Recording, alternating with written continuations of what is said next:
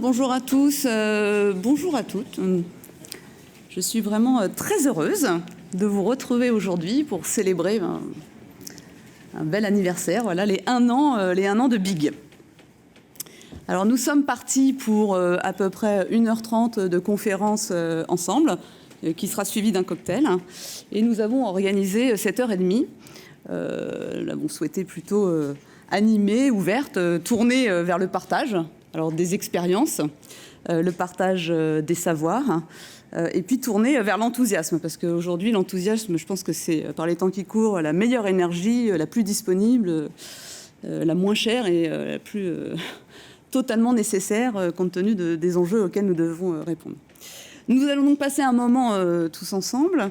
Nous aurons donc des interventions d'experts. On peut peut-être mettre le déroulé, Delphine. Donc nous avons la chance, l'honneur, le plaisir d'avoir Luc Abadi, directeur de l'Institut de la transition environnementale de Sorbonne Université, et de Maxime Fouillet, médiateur scientifique eau et milieu aquatique à l'Office international de l'eau. Nous aurons également l'intervention de nos partenaires de BIG, notamment avec Anne-Claire Barbery de Perrier à la M, Diego Harari de Vinci Immobilier, Catherine Pouliquin de Crédit Agricole Immobilier et Hélène Valade de LVMH. Et puis nous aurons quelques surprises, alors je ne vous dis pas tout de suite, quelques annonces que nous vous proposons de faire. Et puis surtout, on est là pour fêter les 1 an de Big, et donc on va vous dire comment va Big, où en sont nos travaux, comment ça se passe. Que tout le monde soit bien à jour des avancements de ce programme. Parce qu'en effet, pour mémoire, il y a 1 an, si je me remets un an en arrière, effectivement, c'était la naissance de Big. Précisément, on était le 17 novembre 2021. Et si je me remets 1 an en arrière, on en était où ? On sortait de la COP26, si vous vous rappelez bien. On sortait de la COP26 et on s'accordait tous à se dire que ce n'était pas vraiment un succès et que les trajectoires qu'on nous annonçait n'allaient pas forcément dans la bonne direction. Alors aujourd'hui, 1 an après, on en est où ? Nous sortons de la COP27. Voilà. Et la COP27, alors peut-on parler cette fois de réussite ? Je crains que non, et encore moins sur le sujet de la biodiversité. On sait que la crise climatique ne se réglera pas sans la nature. Et quand on regarde aujourd'hui le texte final de la COP27, il ne mentionne pas la COP15, qui est la conférence mondiale pour la biodiversité, qui s'ouvrira le 7 décembre prochain à Montréal, et qui doit permettre d'adopter un nouveau cadre mondial pour enrayer et inverser la courbe de perte de biodiversité d'ici 2030. Je ne vais pas aller dans les détails, ce n'est pas le sujet, là on est en train de fêter l'anniversaire de Big, mais tout cela, en tout cas, me fait continuer de penser que définitivement les entreprises ont un rôle clé à jouer pour relever ces différents défis. Donc, si je me remets 1 an en arrière, il y a 1 an, 16 grands acteurs économiques signaient le manifeste du Biodiversity Impulsion Group, donc BIG, et s'engageaient, sous la coordination de l'Observatoire de l'immobilier durable, à participer activement à ce programme de recherche appliquée. Nous étions 16 il y a 1 an, nous sommes 20 aujourd'hui. Merci aux 4 partenaires qui nous ont rejoints, et puis d'autres nous ont fait signe de leurs intentions de nous rejoindre. Donc je suis très heureuse aussi de voir qu'il y a une dynamique autour du sujet de la biodiversité. Alors le programme BIG, ce sont des objectifs, une méthode et un modèle. Alors les objectifs, si je reprends ce qu'on s'était dit dans le manifeste, et on s'y est tenu, c'était bien de définir un système commun de mesure et de pilotage de la biodiversité en milieu urbain d'un projet immobilier sur son territoire. C'était aussi de développer une plateforme de cartographie des contributions locales à la biodiversité. On ne peut pas envisager la biodiversité sans l'intégrer sur le territoire en question.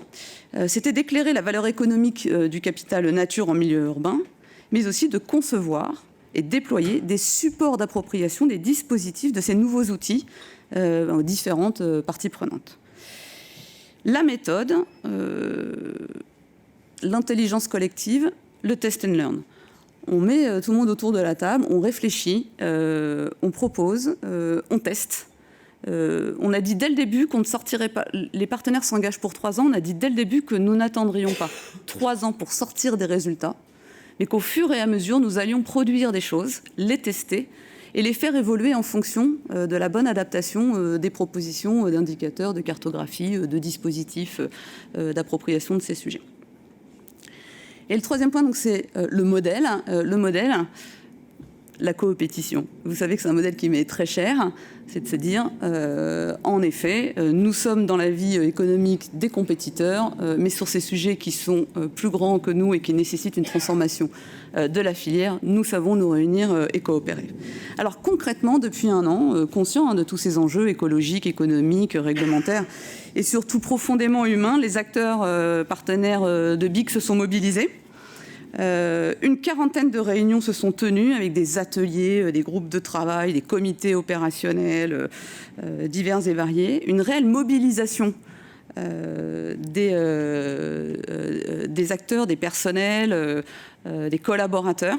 La constitution d'un comité d'orientation qui non seulement enrichit mais aussi challenge les avancées du programme de recherche BIG.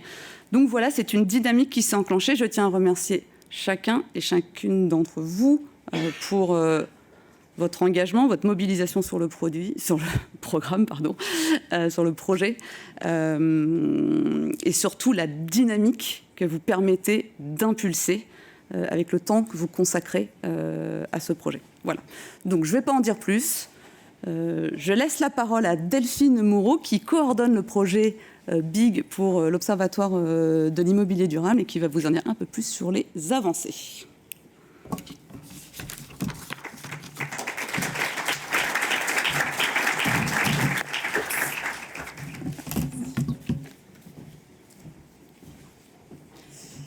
Alors, super. Bonjour, merci beaucoup à toutes et tous d'être là à nouveau pour cet anniversaire aujourd'hui qu'on est très heureux de fêter avec vous. Donc, il m'a été confié la tâche il y a un an, effectivement, de coordonner et de transformer en fait ces beaux objectifs qui ont été annoncés en actions concrètes et puis les rendre accessibles derrière pour l'ensemble des acteurs, l'ensemble de la filière. Ce qui est une tâche, en tout cas à titre personnel, enthousiasmante au quotidien. Et donc, je suis très heureuse de pouvoir vous parler de ce qu'on a réalisé sur cette année qui s'est passée dans le cadre de ce programme.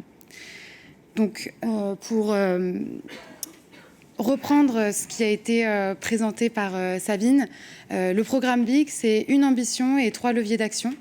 L'ambition, c'est donc effectivement de réintégrer la nature et le vivant dans les activités des acteurs du territoire, des acteurs de l'espace urbain, des acteurs de l'immobilier. Et puis pour ce faire, donc d'activer effectivement 3 leviers d'action. Le premier qui est de créer des référentiels de mesure de la biodiversité et de ses co-bénéfices, donc à la fois pour le bâtiment mais aussi pour ses usagers.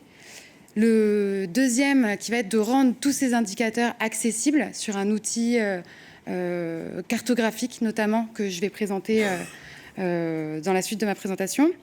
Et puis, enfin, d'accompagner les professionnels de ces organisations dans le passage à l'acte pour la préservation du vivant, puisque aujourd'hui, on sent bien qu'il y a une vraie volonté de la part des individus, en tout cas, de s'engager. Parfois, il suffit d'accompagner un petit peu en montrant des exemples pour transformer l'essai, si je puis dire. Donc depuis le lancement, il y a un an donc de ce programme, Sabine en parlait, on a été rejoint par de nouvelles entreprises partenaires, donc aujourd'hui 20 entreprises qui sont impliquées directement au quotidien même, je dirais, pour contribuer à ce programme, et puis d'autres partenaires également, des partenaires scientifiques et institutionnels qui s'impliquent dans les différents comités qu'a évoqué Sabine notamment, qui contribuent aussi lors des ateliers qu'on peut organiser parfois pour travailler sur les indicateurs. Et puis des partenaires techniques qui sont des bureaux d'études et de conseil qui ont aussi une expérience terrain à faire valoir pour atteindre les objectifs annoncés dans le cadre du programme et avec lesquels on va travailler de plus en plus dans le cadre de ce programme. Donc merci beaucoup à l'ensemble de ces partenaires qui contribuent à la réalisation de nos objectifs et puis l'amélioration de tout ce qui est entrepris dans ce cadre. Donc mesurer la biodiversité, c'est l'une des premières ambitions du programme BIG, donc créer des référentiels communs, sectoriels, pour mesurer la biodiversité. Ça peut poser question parfois de parler d'une mesure de la biodiversité. On connaît la complexité du vivant. Souvent, c'est des sujets qui sont maîtrisés par des experts, des écologues, et puis qui peuvent être encore aujourd'hui compliqués à appréhender par les moins sachants. Je ne dirais pas non sachants, mais moins sachants éventuellement. Pour autant, on se rend bien compte que sans indicateurs de mesure pour les entreprises et les organisations, il est aujourd'hui compliqué de massifier l'action pour la préservation du vivant. Donc voilà, donc nous, c'est le parti pris qu'on a pris dans cette initiative, c'est effectivement de proposer des référentiels. Ce qui nous anime dans cette démarche, c'est d'abord 3 grands principes. Sabine les a évoqués un petit peu dans notre méthode, mais donc premièrement, d'avoir une démarche collaborative de co-construction de ces indicateurs. C'est important pour nous de profiter et de travailler main dans la main avec l'ensemble des experts, des entreprises, des organisations de la filière pour pouvoir cadrer justement ces référentiels.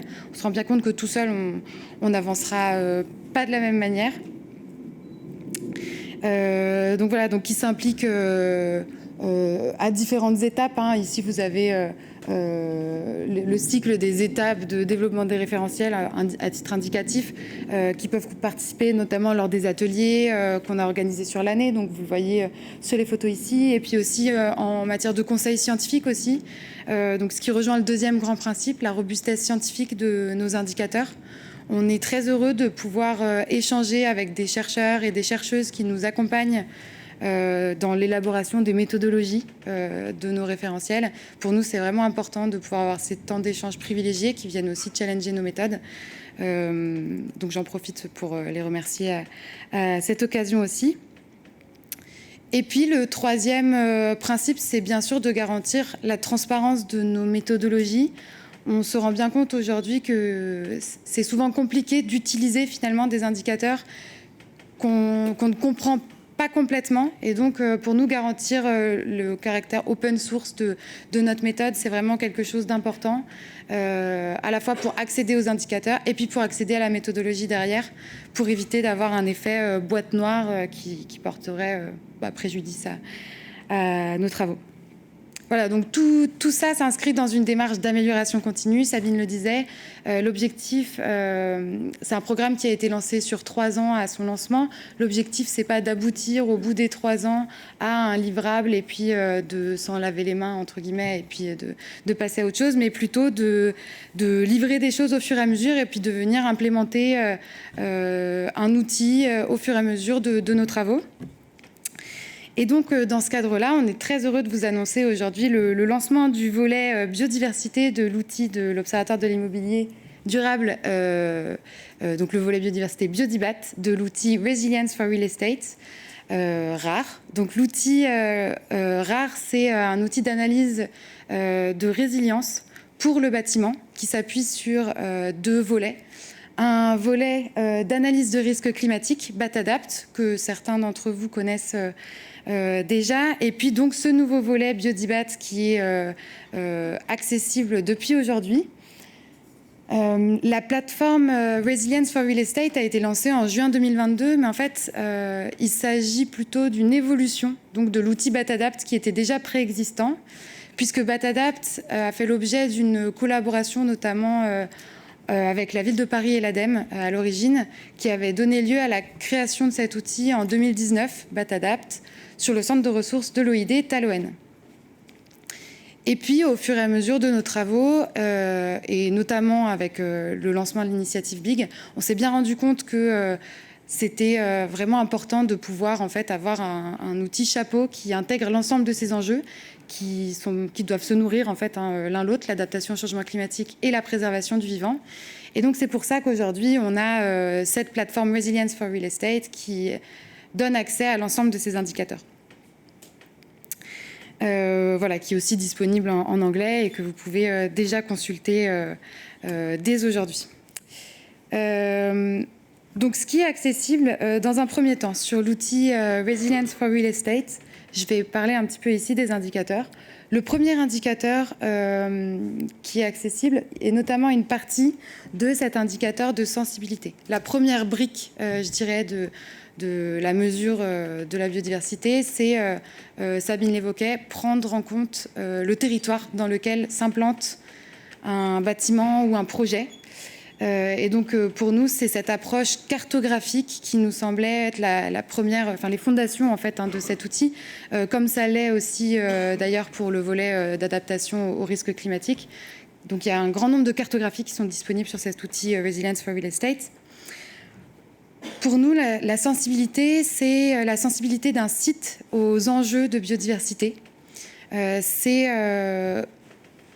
qualifier le principal défi biodiversité lié à un territoire en fonction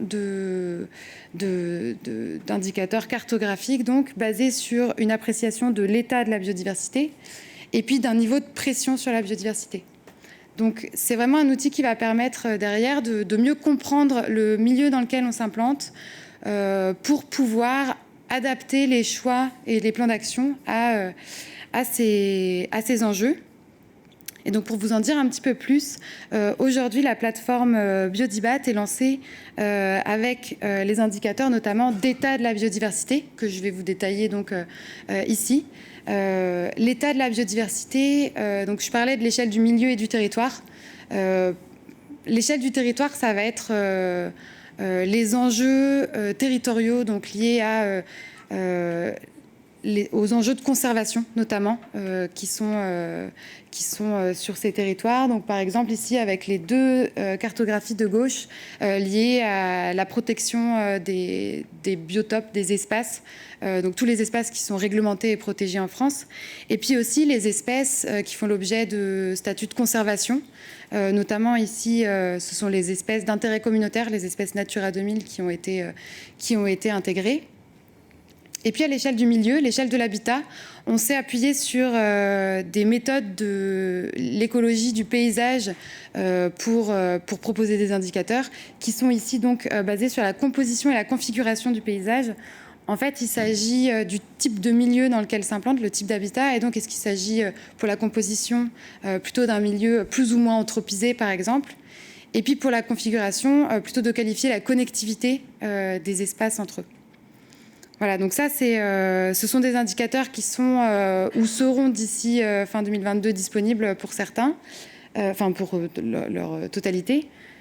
De manière agrégée, ils permettent donc d'apprécier un état de la biodiversité.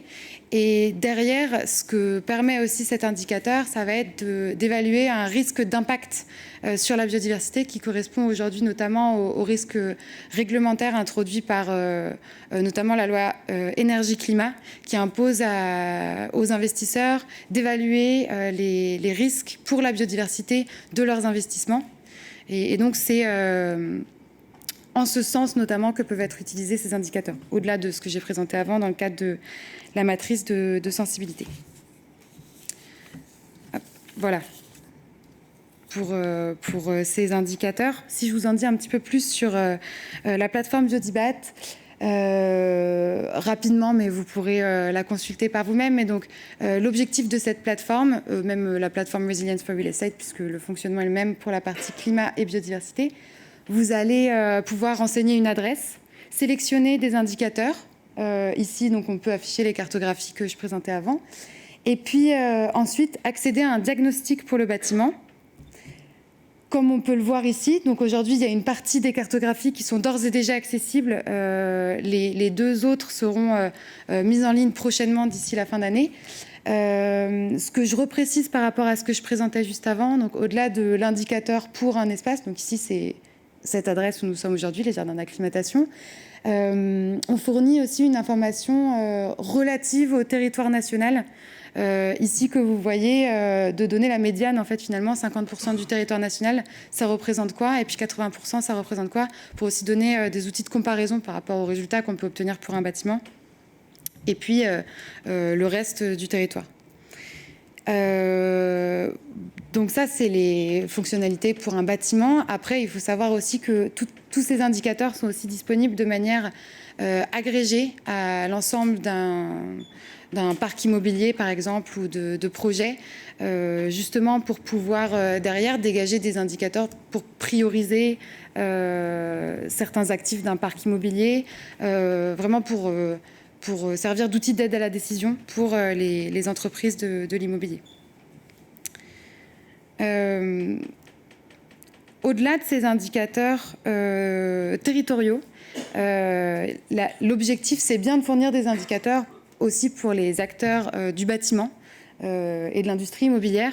Il y a plusieurs échelles pour mesurer la biodiversité. Ici, deux principales qui se dégagent. L'échelle du projet immobilier et puis l'échelle du bâtiment en exploitation ensuite. Pour le projet immobilier, les impacts qui doivent être pris en compte pour évaluer l'impact d'un projet sur le vivant, il va y en avoir deux principaux. Les impacts sur la parcelle du projet. Est-ce que le projet va détruire un espace naturel ou au contraire venir recréer des espaces, renaturer des sites pollués par exemple, donc un bilan sur la parcelle en tant que telle, donc on parle d'impact in situ. Et puis derrière, un impact ex situ aussi. Donc là, on peut parler de la biodiversité grise, par analogie à l'énergie grise que nombreux connaissent aujourd'hui avec l'appropriation des enjeux énergétiques. C'est notamment tout l'impact qui est généré par les matériaux nécessaires à la construction, par exemple, par aussi la fragmentation du territoire dans lequel s'implante le bâtiment. Voilà. Et donc aujourd'hui, on travaille sur ces différents indicateurs de manière plus ou moins approfondie, mais en tout cas, c'est vraiment tout l'objectif de BIC de développer des métriques à ce niveau-là. Et puis, une des premières approches qu'on a notamment approfondie, c'est sur l'impact in situ, sur une mesure de l'artificialisation des sols au niveau d'un projet. Pour notamment répondre aux enjeux de la loi climat et résilience qui impose un objectif zéro artificialisation nette des sols à horizon 2050. Et aujourd'hui, on se rend bien compte que c'est des objectifs qui s'appliquent à l'échelle territoriale, mais qui vont avoir des répercussions concrètes sur les activités des professionnels de l'immobilier et donc pour lesquels il y a un vrai besoin d'outils. Je vais essayer d'accélérer. Ensuite, la deuxième échelle qui est celle des bâtiments en exploitation. Une fois livré, un bâtiment fait partie intégrante de l'écosystème, urbain ou non urbain d'ailleurs, mais en particulier urbain, et peut dès lors être un support pour le vivant. Et donc là, tout l'objectif, ça va être de pousser à réintégrer, à permettre une colonisation par le vivant des bâtiments en exploitation, des bâtiments existants. Et pour ce faire, on travaille aujourd'hui sur le développement d'une métrique de potentiel d'accueil de biodiversité. Et tout l'objectif, ça va être de mesurer une marge d'amélioration pour un bâtiment existant et justement pour aller toujours dans cette démarche d'aide à la décision, pour aller cibler sur un parc immobilier, par exemple, les actifs pour lesquels la capacité d'impact va être la plus forte et donc engager des investissements là où ça va avoir le plus d'impact. Au-delà des indicateurs de biodiversité, une des ambitions de BIC, c'est notamment de développer des indicateurs de co-bénéfices, donc évaluer les services écosystémiques liés aux caractéristiques d'un bâtiment, à la présence de nature sur un bâtiment, et donc pour le bâtiment et pour les usagers. Aujourd'hui, c'est notamment pour ça, je le disais, qu'on a fait migrer Batadapt sur cette nouvelle plateforme et qu'on souhaite croiser vraiment nos indicateurs entre l'analyse de risque climat et l'analyse de risque biodiversité. On a notamment un guide des solutions d'adaptation fondées sur la nature sur lequel on travaille en partenariat ici avec l'ADEME dans le cadre du programme européen Life Artisan, et puis un partenariat aussi en cours avec le Muséum national d'histoire naturelle, notamment pour encadrer des projets étudiants sur ce sujet, puisque le MNHN anime des travaux sur ces sujets-là. Il y a une thèse très intéressante qui a été soutenue récemment à ce sujet. Voilà, donc des partenariats vraiment importants pour nous, pour pouvoir, comme je le disais, avancer collectivement sur ces sujets. En termes de calendrier, on a beaucoup d'ambition et donc beaucoup de travaux à mener. Ici, vous avez tous les indicateurs que j'ai présentés, ou presque, inscrits dans un calendrier qui n'est pas complété complètement. Forcément, il y a des choses à venir. Mais en tout cas, ce qui sera accessible, comme je vous le présentais tout à l'heure, fin 2022, et d'ores et déjà, pour une partie, c'est donc les indicateurs d'état de la biodiversité. L'objectif, c'est d'avoir cette matrice de sensibilité que je vous présentais au début, début 2023, enfin courant 2023, au printemps, et puis rapidement d'implémenter les autres indicateurs pour lesquels je vous donne rendez-vous éventuellement dans un an pour vous dire où on en est. Et donc voilà pour cette partie, mesurer la biodiversité, c'est en tout cas notre ambition par tous ces leviers.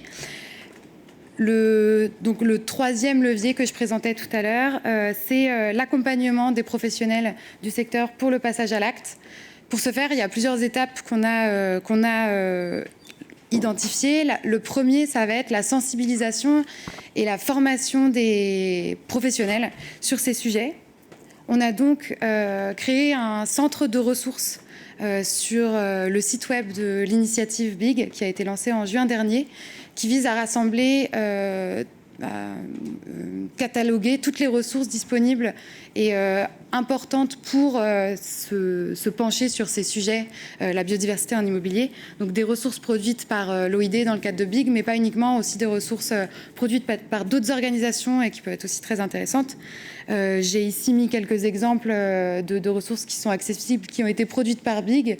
Une synthèse des enjeux scientifiques et réglementaires de la biodiversité qui est accessible, des outils de sensibilisation, je le disais, comme l'infographie sur les chiffres clés biodiversité et immobilier, qui vous pouvez aussi voir au fond de la salle.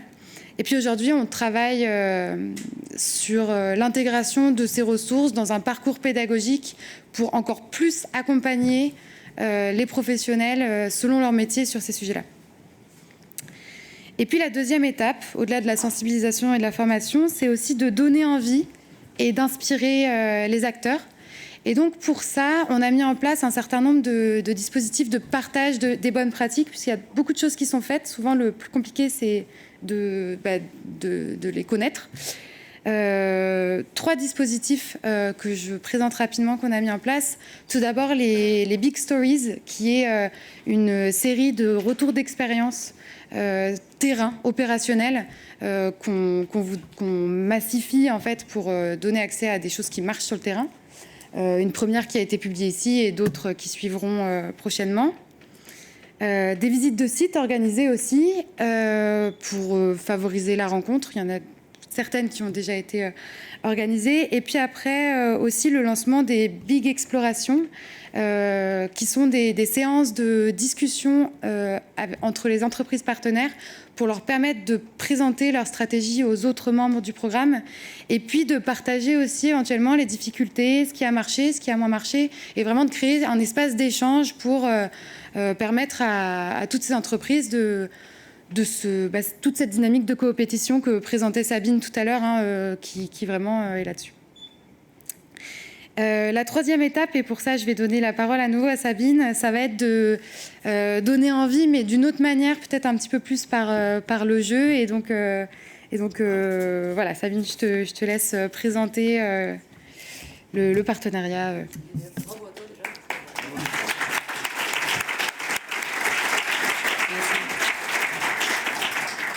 Delphine réalise un travail remarquable sur ce projet. Elle s'en est complètement emparée. J'espère que vous vous en êtes vraiment rendu compte à travers son témoignage, effectivement en fédérant tous les acteurs. Oui, on parlait de ces dispositifs, effectivement, pour embarquer, on a essayé de travailler à embarquer les entreprises, mais les collaborateurs aussi des entreprises, et que ça rentre dans la vie des entreprises. Et alors, vous n'êtes probablement pas sans connaître le cube énergie. Alors, un cube énergie qu'on voit dans le tertiaire, dans le logement, chez les scolaires, donc une capacité à déployer cette sobriété énergétique, cette performance énergétique auprès de nombreux acteurs. Et donc, nous avons le plaisir de vous annoncer, et pour cela, je vais demander à Loïs Pardon, j'ai un trou de mémoire, pardon. Et Cédric, pardon, excuse-moi, Loïs et Cédric de nous rejoindre. Le lancement du Cube Nature, voilà. Alors, Cube Nature, mettez-vous peut-être là, parce que dans mon dos, c'est un peu perturbant. Cube Nature, alors, Loïs, peut-être dans un premier temps, pourquoi l'OID a souhaité lancer ce partenariat avec l'IFPEB autour du Cube Nature? À quoi ça sert finalement tout ça? Bien sûr, je t'en prie. Merci Sabine. Oui, bonjour à tous. Effectivement, tu l'as dit, inspiré du Cube Énergie, certaines personnes, dont une en particulier présente dans la salle, ont imaginé lancer un Cube Nature. Un Cube Nature sur les mêmes fondamentaux que le Cube Énergie que vous connaissez bien et dont le principal architecte est Cédric à ma gauche. Ce programme Cube Nature, il a été imaginé par une personne qu'on souhaite devenir son parrain, Pierre Darmé. Et le principe est simple, on s'en rend bien compte, dans l'économie de la dopamine dans laquelle nous vivons, que l'on aime ou que l'on n'aime pas, la gamification marche pour encourager le passage à l'acte. Donc on s'est dit, si ça marche si bien sur l'énergie, pourquoi ça ne marcherait pas sur la biodiversité? Et c'est en complément de l'ensemble des outils que vient de vous présenter Delphine, qu'on s'est dit qu'il pouvait être intéressant pour accélérer le passage à l'acte d'imaginer ce dispositif. Ce dispositif Cube Nature et ce partenariat, ce n'est pas seulement ça, parce que l'objet aussi, c'est de monter un travail collaboratif avec l'IFPEB pour faire émerger une partie des indicateurs de potentiel d'accueil de la biodiversité à l'échelle d'un site. Et ce sont aussi des indicateurs qui seront bien entendu agrégés sur la plateforme Biodibat le plus vite possible, je pense même en 2023.